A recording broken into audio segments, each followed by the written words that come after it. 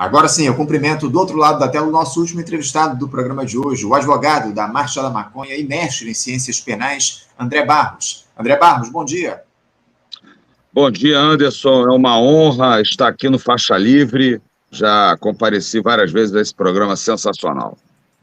Uma honra nossa recebê-lo mais uma vez aqui no programa, André. Muito obrigado por você conversar conosco mais uma vez aqui no Faixa Livre. E a gente quer conversar a respeito de uma questão que muito nos preocupa. Há muito tempo a gente vem fazendo esse debate aqui no Faixa Livre. E ontem o Supremo Tribunal Federal, André, prometeu que retomaria a discussão de um tema, inclusive, que você defende há anos, né? Eu me refiro à descriminalização do porte de drogas para uso pessoal aqui no nosso país. Há um recurso que chegou ao STF no ano de 2011 que tem como objetivo contestar o artigo 28 da lei de número 11.343, promulgada em 2006, que considera crime adquirir, guardar e transportar entorpecentes para uso ou para consumo pessoal. A legislação popularmente conhecida como Lei das Drogas não especifica a quantidade que seria considerada ilícita. Há um grupo de advogados lá em Brasília, inclusive, acompanhando essa discussão, André, incluindo a vereadora Luciana Boatê, do PSOL aqui do Rio de Janeiro, que participa desse debate desde o ano de 2015, lá no Supremo. O relator da ação, o ministro Gilmar Mendes, já havia defendido a descriminalização do porte de drogas para uso pessoal. Já o Luiz Roberto Barroso e o Edson Fachin se posicionaram pela descriminalização do porte apenas para cannabis, né, para maconha. O julgamento foi interrompido por um pedido de vista do ministro Teori Zavascki, que acabou morrendo no ano de 2017 em um acidente de avião. E durante a gestão proibicionista do Jair Bolsonaro, André, esse tema foi retirado de pauta e ontem voltaria, como eu citei aqui, a ser discutido com o voto do ministro Alexandre de Moraes, que substituiu o Teori Zavascki lá na corte. André, eu queria saber primeiro se esse julgamento foi retomado de fato, há quantas andas essa discussão, houve aí um resultado para esse recurso? Olha, Anderson, a presidenta atual, Rosa Weber, ela termina o mandato dela, ela vai se aposentar em outubro. Então, eu creio que ela quer colocar esse julgamento, que esse julgamento termine, porque esse julgamento é um julgamento histórico. Foi distribuído no ano de 2011, não é? E até aproveitando aqui o Faixa Livre, que é um programa de movimentos sociais, inclusive eu sou um dos autores em 2009 da representação que garante as marchas da maconha em todo o país. A Marcha da Maconha é o único movimento social no Brasil que tem duas decisões do Supremo Tribunal Federal que garantem em todo o país que aconteça a Marcha da Maconha, porque se não fosse assim, até hoje nós não poderíamos realizar esse evento que hoje domina o país inteiro. A Marcha da Maconha de São Paulo, por exemplo, ela tem em torno de 100 mil pessoas, esse ano promete mais ainda, e a mídia oficial, ninguém publica nada. E também a mídia que não é oficial também pouco publica, né? Mas é importante registrar isso, já que o Faixa Livre é um programa dos movimentos sociais também, né? Um programa coletivo. Agora, sobre o julgamento em si, quer dizer, ela retomou o julgamento, mas ele seria ontem, todo mundo muito curioso com o voto do Alexandre de Moraes, que ele, quando chegou à corte, né, ele apareceu queimando plantações de maconha no Paraguai, mas no decorrer do processo político do país, ele se mostrou um defensor, né, do Estado Democrático de Direito, da eleição direta, né, o voto que elegeu Lula presidente do país. Então, nós esperamos que esse voto dele seja a favor da descriminalização do porte para consumo pessoal, como você falou, e também no artigo 28 existe... é crime ainda, né, plantar pequena quantidade para uso próprio, mas nas duas condutas não existe mais a pena de prisão, mas continua sendo crime. Então a gente luta pela descriminalização, quer dizer, da inconstitucionalidade do artigo 28. Exatamente, exatamente. Essa é a questão que está colocada aí por você. E agora, quais os argumentos, André, que vocês usam aí para que o porte de drogas aí para uso pessoal seja descriminalizado aqui no Brasil. Fala um pouquinho a respeito disso. Bom, primeiro é importante colocar, porque as pessoas acham que isso só é do interesse de quem está na luta. Isso é o interesse da segurança pública do Brasil, porque a polícia no Brasil, ela surgiu em torno principalmente dos crimes contra a polícia de costumes, que é a perseguição da cultura dos pretos no Brasil, né? A maconha foi criminalizada no Brasil por racismo. O primeiro lugar do mundo que a maconha foi penalizada, criminalizada, é o Rio de Janeiro, em 1830, no parágrafo 7º da lei de posturas do município, na Câmara Municipal do Rio de Janeiro, porque o Rio de Janeiro foi a maior população degradada da África, escravizada no mundo, foi o Rio de Janeiro. Então, a raiz racista estrutural do Rio de Janeiro fez com que essa polícia perseguisse toda a cultura dos negros, né? A capoeira, a religião e também a maconha. Então, essa lei de 1830 ela estabelecia que para quem vendesse o boticário, que vendia, que eram homens livres, homens brancos que vendiam a maconha, para ele, a partir de 1830, eles recebiam a pena de multa, enquanto os escravos e outras pessoas, assim está na lei, escravos em 1830 eram os pretos, né? As pessoas negras no Brasil eram os escravos. 3 dias de cadeia para escravos e outras pessoas, quer dizer, quem seguisse esse costume dos pretos, dos negros, que trouxeram essa planta para o Brasil, que hoje todo mundo sabe que é remédio para tratamento de diversas doenças e transtornos, e que hoje estão na luta, todo mundo que está na luta tem que saber que a criminalização da maconha é racista. Então a polícia, ela até hoje no Brasil, ela fica o tempo inteiro atrás da juventude, principalmente preta e pobre, atrás principalmente de maconha, metendo a mão nas calças, até uma atitude horrível para a função do policial, né? Os policiais metendo a mão nas calças da juventude, no centro, na Lapa, né? E então, se descriminalizar, a polícia vai poder fazer outras coisas na rua.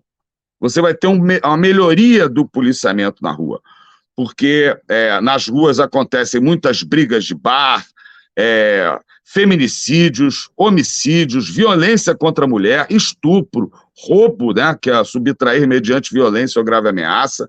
Então, a gente vai ter uma melhoria da segurança pública no Brasil, porque a polícia, ela culturalmente, ela persegue quem fuma maconha, a raiz é racista. Por isso, tanto ódio, tanto preconceito contra a maconha. Então, vai melhorar muito o policiamento. E outra coisa é o seguinte, cada pessoa que é pega com maconha, não existe mais a pena de prisão, ela é levada à polícia. E lá é feito um termo circunstanciado. Só aí você já tira 2 policiais da rua, que eles têm que ir na lavratura do termo, né? Já lá na polícia, na delegacia, você já mobiliza uns 2 policiais, inclusive o delegado, para elaboração desse termo circunstanciado, que ao final, caracterizado que é para consumo, a pessoa assina, vai embora e tem que comparecer ao juizado especial criminal, que aí você faz, é um processo com capa. Então aí no juizado tem um juiz conciliador, né, que na realidade não é um juiz togado, é um formado em direito, então já mobiliza ele. Ministério Público, juiz, todo o cartório. E se você pegar a pauta do juizado especial criminal aqui no Rio de Janeiro, por exemplo, só tem o seguinte, artigo 28 da Lei de Drogas, que é o porte para uso próprio, né, e plantar pequena quantidade para uso próprio, e apontador do jogo do bicho, só tem isso no juizado. Praticamente só tem isso no juizado. Duas condutas que devem ser descriminalizadas, porque o jogo do bicho também está na cultura do carioca e do brasileiro. Então, você vai trazer muita economia para o Poder Judiciário e também a polícia, o Ministério Público, eu digo aí, porque eu estou falando primeiro da polícia ostensiva, a que está na rua, a polícia militar, vai poder fazer outra coisa, não é? Porque, por exemplo, eles vão saindo duas, cada pessoa pega com maconha e vai saindo duas da rua. Aí chega 3 da madrugada, que já está todo mundo bêbado, né, nas ruas, um dos crimes que mais acontece, que é briga de bar, né, porrada no bar, que muitos terminam, inclusive, em homicídio. E onde as pessoas normalmente fumam maconha, que são locais isolados, né, não acontece uma briga. Todo mundo tranquilão. A Marcha da Maconha acontece desde 2002, né? Nunca soube, nunca vi nenhuma briga na Marcha da Maconha. Então, a descriminalização, desse ponto de vista, ele é muito importante. Agora, vou seguindo. Agora, se o voto do Barroso, por exemplo, os 3 ministros concordam na descriminalização do porte da maconha. Isso. O Gilmar Mendes, ele votou pela descriminalização do porte de todas as drogas ilícitas, baseado no princípio da privacidade, da intimidade, até da igualdade, né? Porque se tem drogas legais, por que tem drogas ilegais, né? Se o cara, inclusive a cerveja, para quem não sabe, a planta da cerveja, o lúpulo, é da família Canabaceae, prima da mesma família da maconha, da cannabis sativa. Então já podem ter sido, inclusive, a mesma planta. Então, e também, por que o princípio da individualidade da privacidade? O que o Estado tem a ver com o meu comportamento? E mais, o princípio da lesividade, porque é o seguinte, não é crime eu socar minha cara, por exemplo. A autolesão não é crime. Claro. Agora, se eu der um soco na cara de uma terceira pessoa, é o crime de lesão corporal. Porque para ser crime, é uma coisa até da raiz do crime, do motivo de uma conduta ser criminalizada, ela precisa atingir uma terceira pessoa. Então, se a pessoa se diz que faz mal à saúde, a pessoa está prejudicando a sua própria saúde.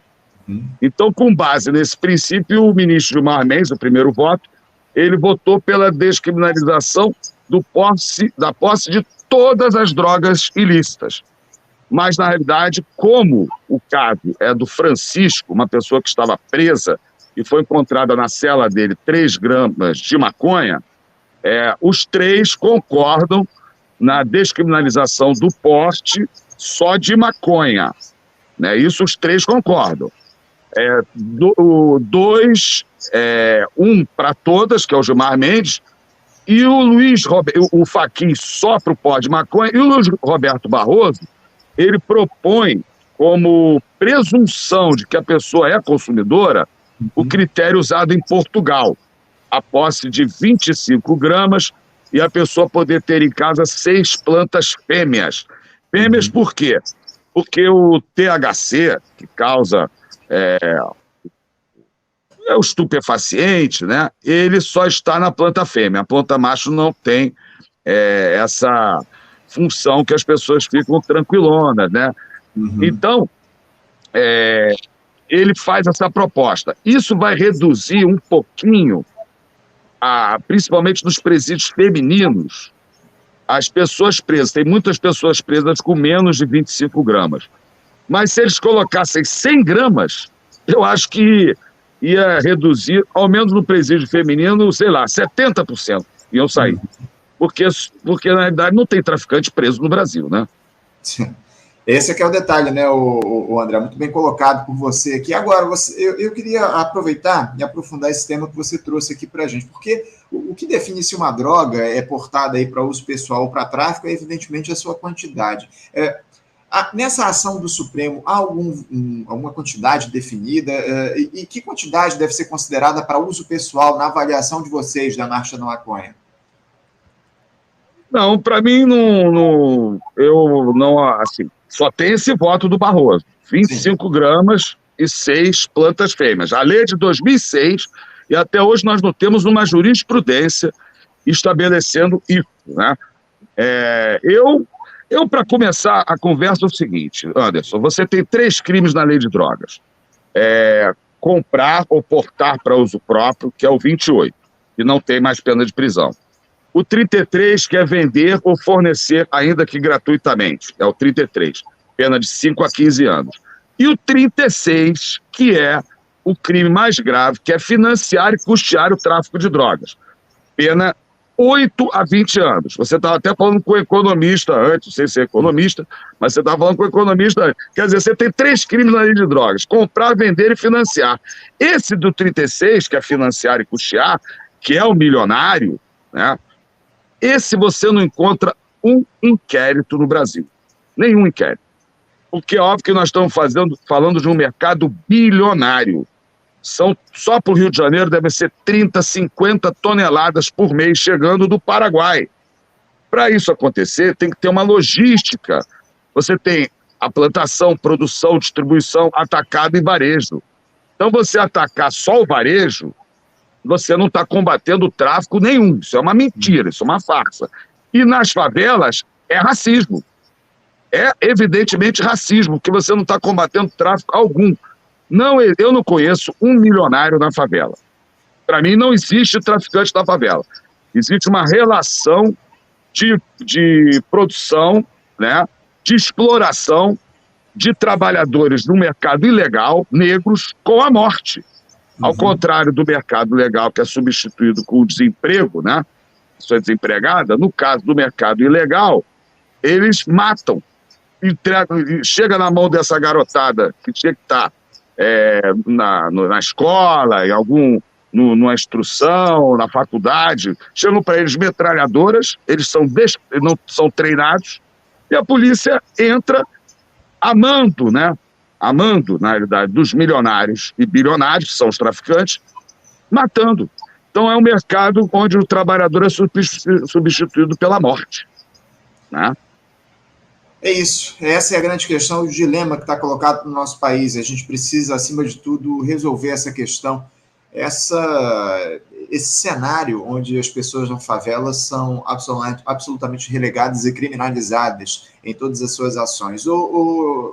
André, eu queria te questionar a respeito do seguinte: você acredita que o Supremo vai ser sensível a essa reivindicação de vocês de descriminalizar o porte da maconha para uso pessoal, o porte das drogas para uso pessoal? Como é que você vê hoje, com essa conformação que está colocada no Supremo Tribunal Federal, com a correlação de forças que existe na sociedade, essa discussão que está sendo feita lá no Supremo? É possível que os magistrados aí aprovem essa reivindicação de vocês? Eu acho que a descriminalização do porte para uso próprio de maconha, eu acho que isso vai passar facilmente. Agora, tirando os 2 votos dos ministros terrivelmente religiosos, como falava o ex-presidente da República, né? Esses não vão votar nisso, né? E agora, nesse aspecto, tanto vai ser aprovado que eles estão segurando esse julgamento, né? Eles estão segurando esse julgamento. A pauta, nós temos uma sociedade, uma grande parte da sociedade brasileira extremamente usada, né? Conservadora, a gente está vendo que tem, mas tem uma grande parte que entra nessa conversa, e as pessoas não sabem, na realidade, o seguinte: a maconha já está legalizada no Brasil. Já está legalizada. Você pode comprar mais de 500 produtos estrangeiros feitos nos Estados Unidos, no Canadá, Reino Unido, já está vendendo na farmácia, inclusive, um medicamento do Reino Unido, Mevatil, por R$ 2.700 de maconha com THC para esclerose múltipla, a R$ 2.700. Então, quer dizer, o mercado brasileiro já está dominado pelo capital estrangeiro, porque nós, brasileiros, eu estou falando isso, não estou falando nem como eu defendo uma sociedade socialista, uma economia socialista, né? Mas nós vivemos uma economia de mercado, num país periférico, né? Nós somos periféricos no capitalismo. Então, o negócio que está acontecendo no Brasil é tão absurdo. Por quê? Porque o brasileiro, ele não pode, no Brasil, ter uma resolução da Anvisa que diz o seguinte: para fins de fabricação e comercialização de produtos de cannabis em território nacional, a empresa deve importar o insumo farmacêutico. Então, nós brasileiros não podemos concorrer nesse mercado, enquanto os estrangeiros estão vendendo aqui mais de 500 produtos. Então, a esquerda brasileira precisa entender que isso é uma questão fundamental. Quem não leu Veias Abertas da América Latina, não é? Quem é da esquerda brasileira? Então tem que ler e ver o que está acontecendo agora com a maconha. Porque o que está pintando é que, no final das contas, o agronegócio vai tomar a maconha, que é uma commodity valorizadíssima, vai exportar, eles vão produzir lá óleo, roupa, biodiesel, bioplástico, tudo que se faz com plástico se faz com maconha, né? E biodegradável, né? Inclusive biodiesel. Henry Ford fez um carro todo de maconha no início do século XX, inclusive por causa da crise que tinha a guerra, a Primeira Guerra, saindo da Primeira Guerra Mundial, entrando na Segunda Guerra Mundial, inclusive com biodiesel de maconha. Então, no final das contas, vai acontecer o que acontece com o país, né? Nós exportamos minério de ferro e exportamos placa de aço. Nós exportamos petróleo bruto e importamos gasolina. E na maconha vai acontecer a mesma coisa. Se as pessoas continuarem achando que esse movimento é para o pessoal fumar maconha. Porque se fosse assim, nem começava. Porque começou em Ipanema, né? Começou em Ipanema, onde todo mundo sabe que se fuma maconha livremente. Então, quem começou a Marcha da Maconha começou na luta contra a repressão. Não foi um movimento para fumar maconha, porque esse pessoal já fumava, né?